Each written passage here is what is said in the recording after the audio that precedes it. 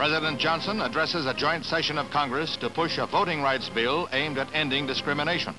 It would appoint federal voting registrars in some instances and put an end to complicated literacy tests and other hampering tactics.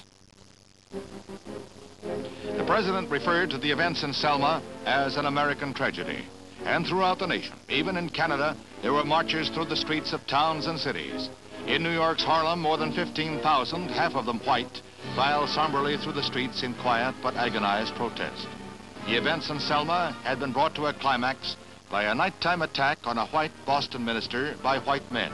He died 2 days later, many feeling he suffered martyrdom in the cause of civil rights and voting discrimination.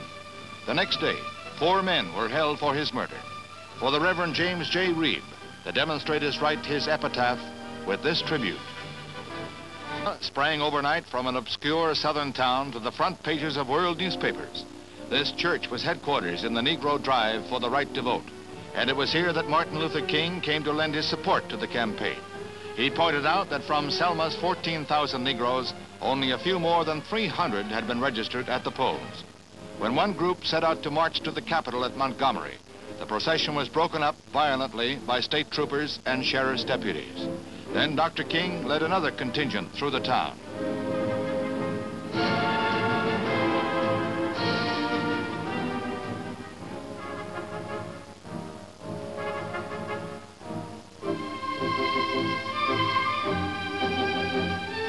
This time there is no violence.